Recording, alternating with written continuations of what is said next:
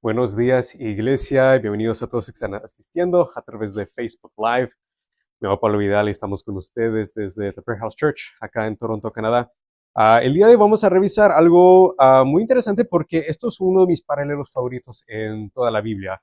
Y también, justamente yo también tengo una reunión de jóvenes virtual, lo hacemos a través de Google Meet cada viernes en la noche. Y los jóvenes tienen un montón de muy buenas preguntas. Estoy muy agradecido por ellos y por el hambre que tienen de aprender. Y había una pregunta que se hizo hace varias semanas, creo que fue el mes pasado, si no me equivoco, y era sobre los evangelios. Ustedes saben que tenemos a Mateo, Marcos, Lucas y Juan. Y bueno, la pregunta más que todo era, bueno, ¿cuál leemos? ¿Con qué empezamos? Porque muchos de ellos son nuevos en la fe y tienen el deseo de aprender sobre la vida de Jesús. Y especialmente para alguien que no está acostumbrado a la Biblia, puede ser un poco confuso al inicio de por qué exactamente tenemos cuatro biografías sobre Jesús. No tendría mucho más sentido simplemente tener una biografía como la página de Wikipedia de Jesús, básicamente. Mira, y de esos cuatro evangelios, porque tuvieron la pregunta, ¿cuál nos recomendarías? Y yo les dije, bueno, a mí me encantaría que lo lean todo. Yo he leído todos los evangelios, he leído todo el libro de los Hechos, muchas de las cartas de Pablo. Yo quiero que lo lean todo. Pero si quieren un lugar donde empezar, yo les di la sugerencia de empieza con el Evangelio de San Lucas, porque de los cuatro es mi evangelio favorito, porque en mi opinión es el más detallado, es el más completo que tenemos hasta ahora. Porque empieza ni siquiera con el nacimiento de Jesús, empieza con el nacimiento de Juan el Bautista y termina con cuando Jesús asciende al cielo. Entonces tenemos todos los detalles, todos los detalles. Y Lucas tiene cosas que los otros evangelios no tienen, pero también viceversa. Hay cosas que tiene, por ejemplo, el evangelio de San Juan, que Lucas no tiene. Entonces le dije a estos jóvenes, mira, danse cuenta de que estos evangelios, cuando los pones todos juntos, tienes una historia completa. Y en algunos casos incluso van a ver cosas que aparecen en algunos evangelios que no tienen tanto significado, sino primero han leído lo de antes. Para darles una perspectiva histórica, los historiadores dicen de que el primer evangelio que fue escrito fue el evangelio de San Marcos. Él lo escribió en Egipto, más o menos en el año 50. Eso hubiera sido casi 20 años después del ministerio de Jesús. La mayoría dicen de que Jesús fue crucificado y resucitado en el año 33. Entonces, más o menos unos 20 años después, fue escrito el Evangelio de San Marcos con el propósito de educar a la gente sobre la vida de Jesús. Porque antes de él, nadie había escrito la biografía de Jesús. Incluso, algo que mucha gente no sabe, no todas, pero muchas de las cartas de Pablo fueron escritos antes de los evangelios, aunque no lo crean. Un poco después de que Marcos escribió su evangelio, Mateo en Etiopía escribió el evangelio de San Mateo, que fue dirigido más que todo a los judíos y con el propósito de mostrar a Jesús como el Mesías. Por eso Mateo tiene más referencias al Antiguo Testamento que todos los otros evangelios. Poco tiempo después, yo diría entre el año 55 y 60, 60 máximo, fue escrito el evangelio de San Lucas. Digo máximo porque sabemos de que Lucas después hizo su parte 2, el libro de los Hechos, y el libro de los Hechos termina en el año 61 después de Cristo. Termina con Pablo estando en un sentido encarcelado, pero no estaba en la cárcel de Nerón, él estaba en una casa básicamente estaba bajo arresto domicilio, encadenado a un soldado, pero igual él tenía la libertad para que la gente lo pudiera visitar e igual seguía predicando. Y fue en esa época, entre el año 61 y 64, de que Pablo escribió muchas de sus cartas. Por ejemplo, no sé cuántos de ustedes, Efesios fue escrito durante esta época. En el año 64, el emperador Nerón empezó la persecución de la iglesia cristiana allá en Roma y en todo el imperio romano. Y en el año 67, 3 años después, Pablo y Pedro ambos fueron martirizados en Roma. Entonces, en ese tiempo, más o menos, quizás en el año 64, un poco antes de su muerte, fue escrito su última carta, lo cual fue Segunda de Timoteo, para los que no sabían eso. Entonces Lucas máximo terminó en el año 60, máximo. Ahora, el último evangelio, el evangelio de San Juan, fue escrito mucho tiempo después. Muchos dicen que fue escrito más o menos en el año 90. Muchos dicen de que Juan escribió esto cuando estaba bajo la persecución del emperador Domicio. Creo que ustedes se acuerdan de esa prédica que di sobre Domicio. Y esto fue más o menos 60 años después. Y la razón por la cual él escribió su carta, su evangelio, perdón, y él da la razón. Pero básicamente estaba con la mentalidad de, mira, yo soy un hombre anciano, pronto voy a morir, entonces yo debo escribir mis experiencias. Yo siendo el último sobreviviente de todos los discípulos originales de Jesús, él quería escribir su historia antes de que él fallecía. Y mira, hoy vamos a leer de Juan, pero antes de irnos a Juan, yo quiero leerles una historia que viene de Lucas. Como les digo, primero fue escrito esto. Lucas más o menos, yo diría máximo, fue escrito en el año 60. Entonces, 30 años después fue escrito el Evangelio de San Juan. Y Lucas da un detalle que Juan no da, y luego Juan da un detalle que Lucas no incluye en su Evangelio. Entonces, los dos, cuando los pones todos juntos, da una historia completa. Esto se encuentra en Lucas capítulo 5. Esto es lo primero que les voy a leer. Dice acá, justamente en mi Biblia, dice el llamamiento de los primeros discípulos. Ahora, Juan en su Evangelio también menciona un poco sobre cómo Jesús llamó a sus primeros discípulos, pero no añade este detalle. Dice que aconteció que mientras la multitud se agolpaba sobre él para oír la palabra de Dios, estando Jesús junto al lago de Genezaret, vio dos barcas que estaban a la orilla del lago, pero los pescadores habían bajado de ellas y lavaban las redes. Subiendo a una de las barcas, que era de Simón, pidió que se separara un poco de tierra y sentándose enseñaba a las multitudes desde la barca. Lo usó como una plataforma básicamente. Y al terminar de hablar, dijo a Simón, sal a la parte más profunda del lago y echen sus redes para pescar. Simón le contestó, Maestro, hemos estado trabajando toda la noche y no hemos pescado nada. Pero porque tú lo pides, echaré las redes. 6. Cuando lo hicieron, encerraron una gran cantidad de peces, de modo que sus redes empezaban a romper. Entonces hicieron señas a sus compañeros que estaban en la otra barca, recuerda que habían dos, para que vinieran a ayudarlos. Y vinieron y llenaron ambas barcas, de tal manera que casi se hundían. Al ver esto, Simón Pedro cayó a los pies de Jesús diciendo, apártate de mí, Señor, pues yo soy un hombre pecador. Porque el asombro se había apoderado de él y de todos sus compañeros por la gran pesca que habían hecho.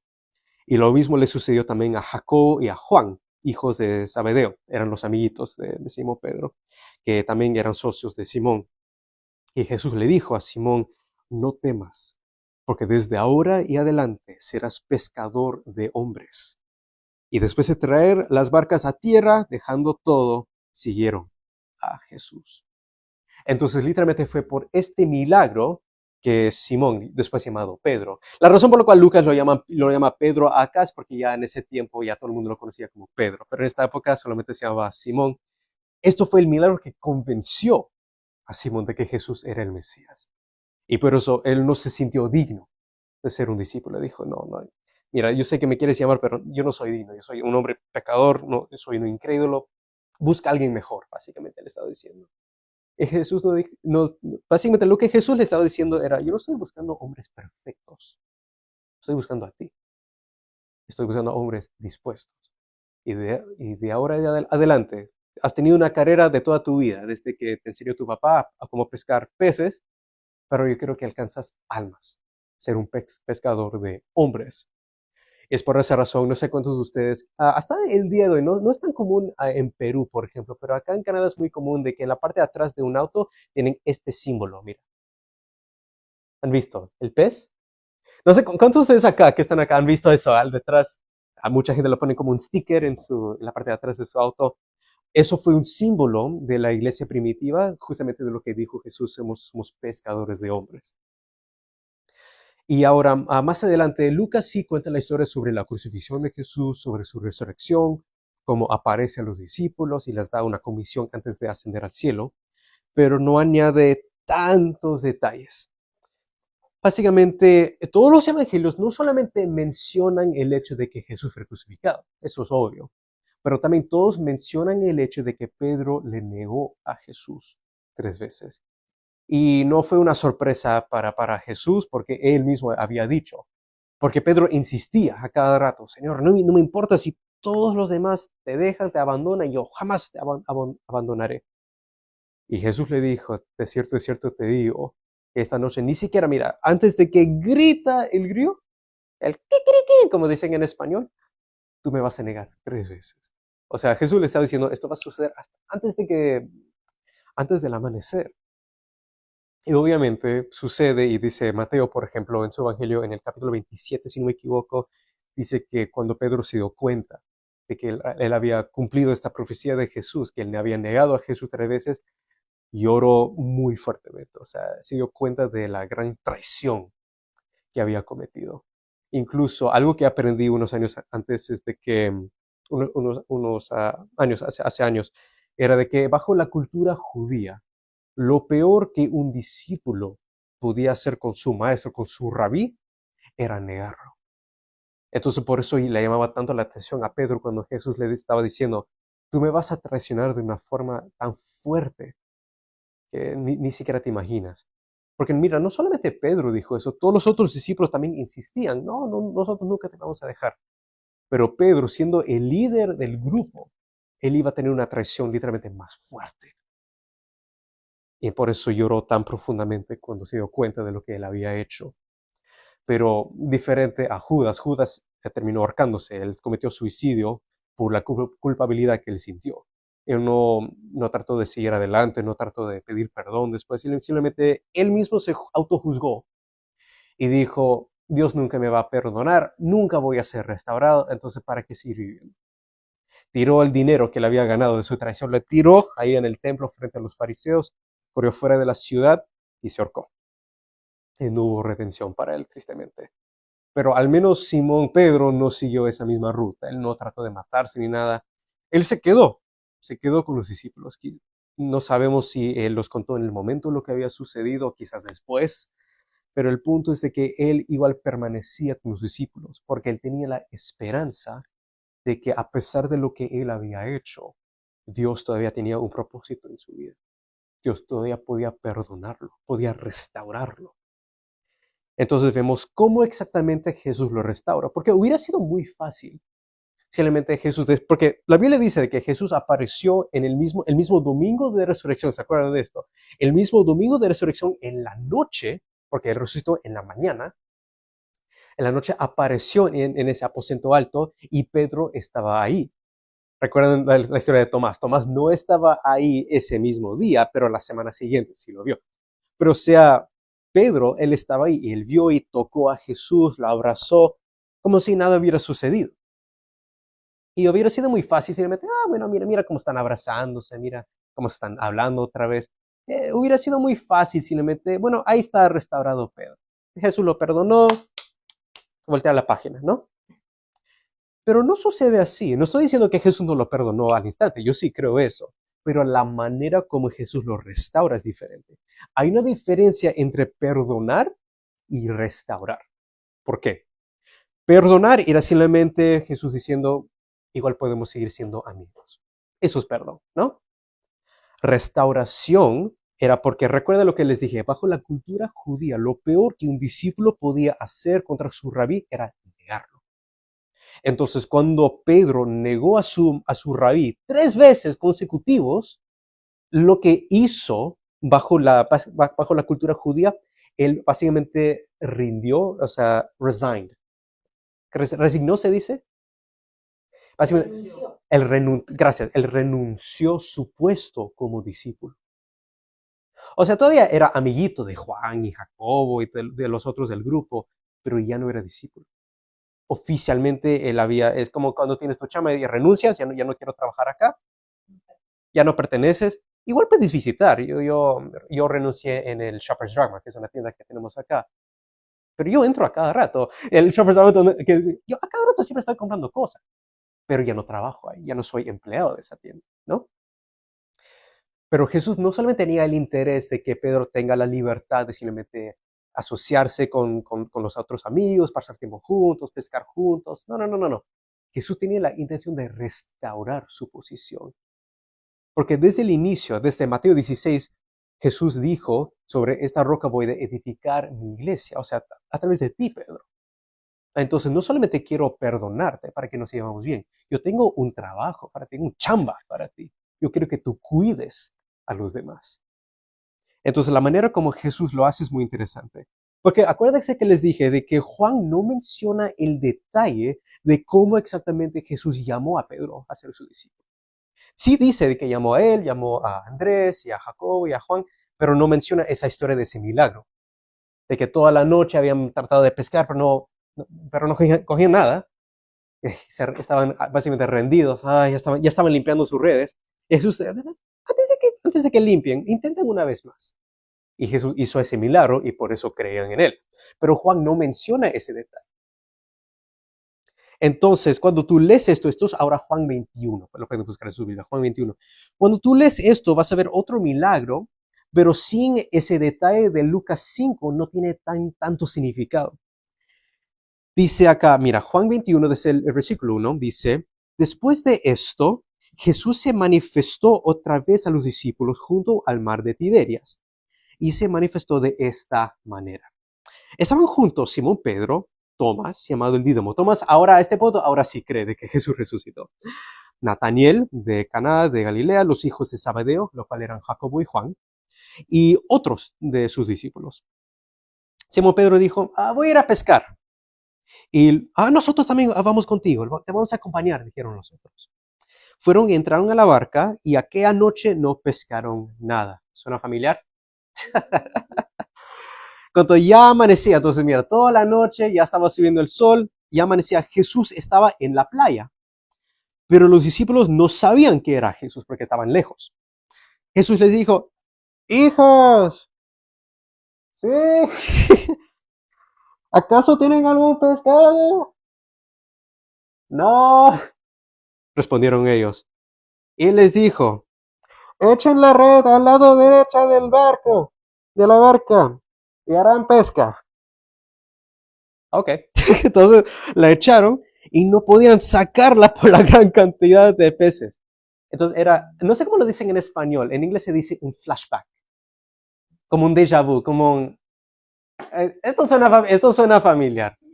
Recuerda que había pasado 3 años y medio desde que Jesús empezó su ministerio hasta este punto. Entonces Pedro, Andrés, Jacobo y Juan, que estaban ahí ese mismo día, al instante, entonces aquel discípulo a quien Jesús amaba, o sea, Juan, dijo a Pedro, es el Señor. Pero no lo podían ver, porque estaban tan lejos. Entonces, ¿cómo sabía de que era Jesús? Porque él estaba ahí el día que Jesús hizo ese primer milagro. Oyendo Simón Pedro que era el Señor, se puso la ropa, porque se había quitado para poder trabajar. Se echó al mar. Pero los otros discípulos vinieron en la barca, nomás ellos no se tiraron al agua. Pedro ahí todo emocionado, empezó a nadar hacia la playa, porque no estaban lejos de la tierra, sino a unos 100 metros. Básicamente es la distancia de una cancha de fútbol, para los que no saben. Arrastrando la red de peces, cuando bajaron a tierra vieron brasas ya puestas, o sea, Jesús ya estaba haciendo la parrilla, como dirían de esos amigos argentinos, y un pescado colocado sobre ellas, y pan.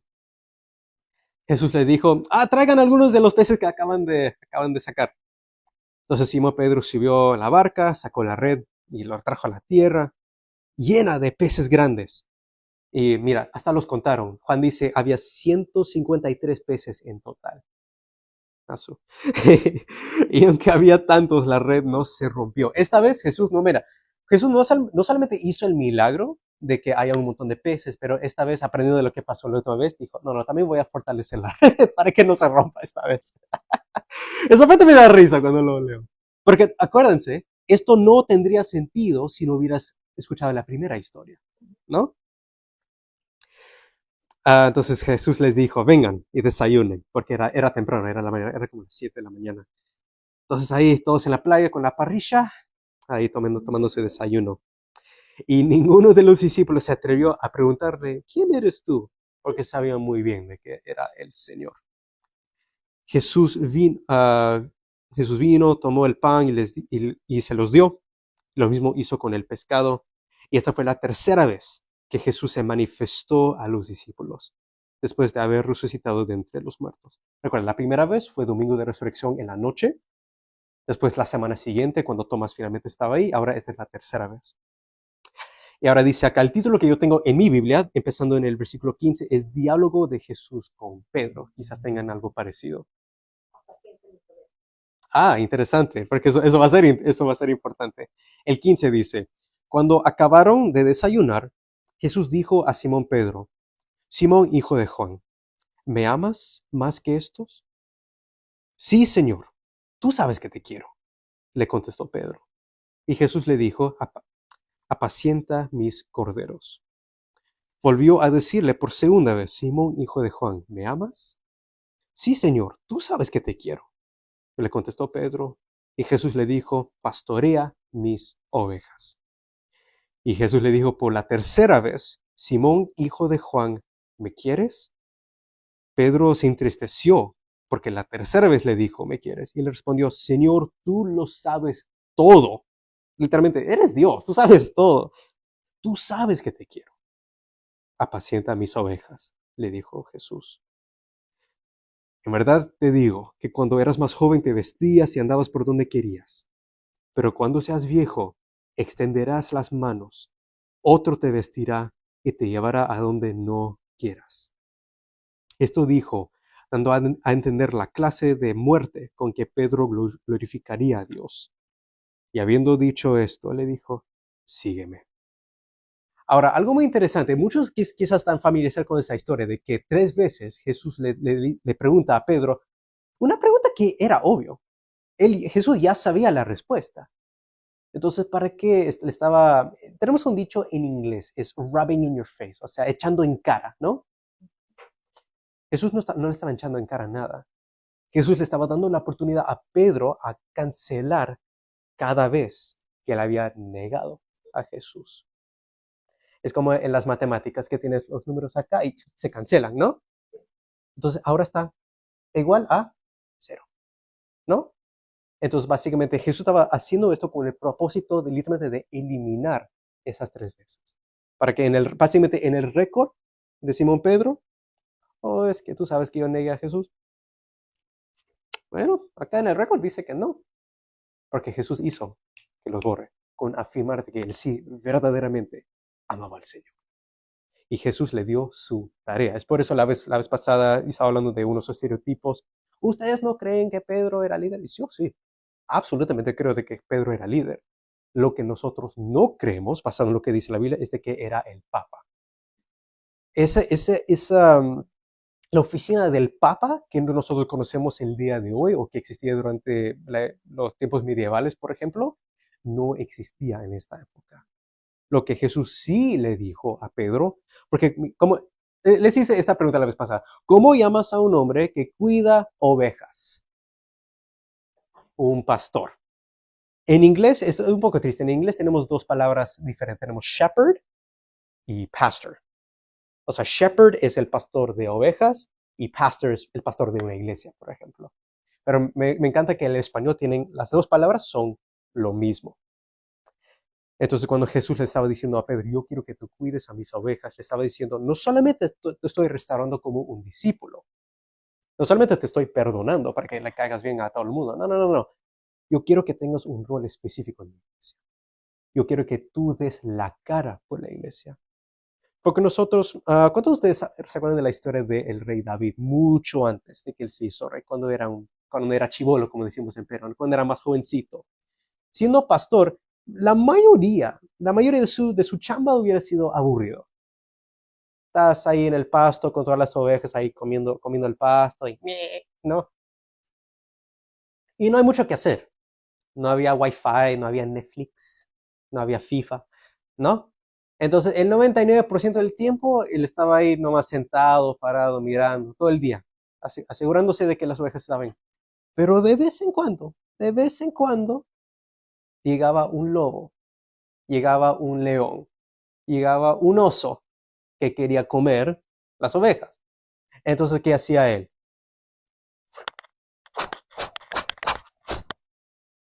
Él era un experto y por eso mató a Goliat, porque básicamente él vio a Goliat como otro lobo, como otro león, como otro oso, como otro predador, tratando de comer, metafóricamente, a su rebaño. Detrás de él estaba todo el pueblo de Israel. Entonces, el rol del pastor no era solamente cuidar, no solamente alimentar, sino proteger, dar la cara. Cuando había peligro, cuando había oposición, él estaba al frente. Antes de que llegues a ellos, primero vas a tener que pasar a mí. Es por eso más adelante, cuando lees el libro de los Hechos, Pedro es el que habla por la iglesia. Él da, la primera predica en la historia cristiana lo da Pedro en Hechos capítulo 2, cuando viene el Espíritu Santo. Y cada vez que él predicaba y lo arrestaban, arrestaban a él. Lo pegaban a él. ¿Se acuerdan de cuando el rey Herodes, después de matar a Jacobo, lo ejecutó? Él dijo, no, ok, esto fue un pez, pero yo quiero el pez más grande. Entonces, a propósito, dice la palabra que a propósito arrestó a Pedro. ¿Por qué? Porque era el líder de la iglesia. Decía, si yo puedo matar a él, este movimiento se va a desaparecer. Esta es su mentalidad, ¿no? Y por eso Dios 2 veces lo sacó de la cárcel. Creo que por eso empezaron a inventar cámaras de seguridad, porque era muy fácil, ¿no? Pero eso era el punto. Pedro era el primer pastor de la iglesia cristiana, no el primer papa, el primer pastor. Y ahora, 2000 años después, cada pastor de cada iglesia es un descendiente espiritual de Pedro y de los otros apóstoles. Porque cuando se dispersaban, cuando Marcos se fue a Egipto, cuando Mateo se fue a Etiopía, cuando Tomás, por ejemplo, se fue a la India, ¿se acuerdan de eso? En los lugares donde ellos evangelizaban y hacían sus discípulos, ellos tomaban el rol de pastor. Así como Pedro. Pedro fue el primer, pero no era el único. Era líder de la iglesia, era pastor de los pastores, pero él tenía un rol muy específico. Pero lo que me llamó la atención es cómo Jesús lo restauró. Jesús le permitió le dio un flashback. Oye, Pedro, ¿no te acuerdas de la primera vez que yo te llamé a ser mi discípulo? Hizo casi el mismo milagro, pero mira, para quitar esa duda, sí, Señor, yo sé que hiciste este milagro otra vez, tú quieres que yo sea discípulo, pero yo no soy digno de ser ese líder que tú quieres que yo sea, porque yo te negué 3 veces. Bueno, Pedro, si me negaste 3 veces, voy a decir, yo quiero que tú mismo me afirmes 3 veces cómo sientes hacia mí. Si realmente me amas, realmente estás dispuesto a hacer lo que yo te mando a hacer, entonces 3 veces. Uno, esas 3 veces de esa noche, cancelado completamente. Eso es lo que hace Dios. En los Salmos dice que Dios toma nuestros pecados y los tira al fondo de la mar y ni siquiera se acuerda de ellos. Nosotros sí nos acordamos porque está todo escrito acá. Pero en el récord de Dios somos purificados por la sangre de Cristo. Casi todo el mundo se olvida de que esa noche Jesús, cuando Él murió en la cruz por los pecados del mundo, también estaba muriendo por los pecados de Simón Pedro. Por esa negación que había experimentado unas horas antes, Jesús tomó ese castigo sobre sí mismo. Pedro, ahora delante de Dios, purificado, santificado por la sangre de Cristo.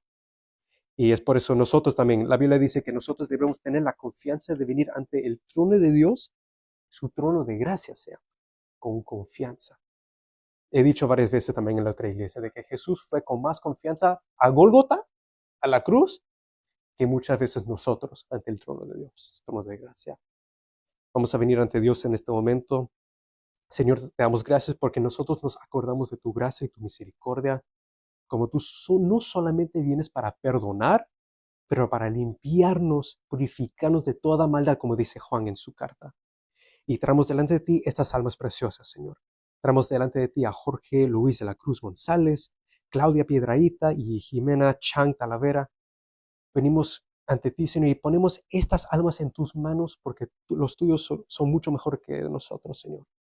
Venimos ante ti porque tenemos confianza de que tú tienes el propósito de restaurar, de sanar, de liberar, para ser testimonio a todo el mundo de quién tú eres. ¿Cuál es el trabajo que tú has hecho acá en la tierra? Tu propósito de restauración y de redención. Redimir lo que se perdió en el jardín de Edén. Es por eso que Dios se hizo carne, por eso Cristo vino y murió y resucitó por nosotros. Es por eso que a través de Él, nosotros no solamente recibimos perdón, sino recibimos restauración. Y el llamado que tú nos has dado, Señor, queremos cumplirlo. No por obligación, sino por amor. Porque hemos sido inspirados por el gran amor y gran misericordia que tú nos mostraste. Confieso con mi boca de que Jesucristo es el Señor, de que Él tomó mi castigo en esa cruz cuando Él murió por mis pecados. Pero al tercer día resucitó entre los muertos y Él ofrece a mí, a cada persona que está aquí, Él ofrece vida eterna. Y a través de su Espíritu, que convence de pecado, Él trae restauración. Perdónanos, Señor, cuando hemos caído, cuando hemos sido débiles, como Simón Pedro esa noche cuando Jesús fue entregado. Pero nosotros también tenemos que tener esa fe, esa esperanza, no como Judas, que se mató porque él mismo se autojuzgó, sino como Pedro diciendo, yo sí puedo ser perdonado, yo sí puedo ser restaurado, porque eso es mi Dios. Yo sirvo a un Dios restaurador. Yo proclamaré su misericordia y su bondad para siempre. Les bendigo a todos ustedes en el nombre del Padre, del Hijo y del Espíritu Santo.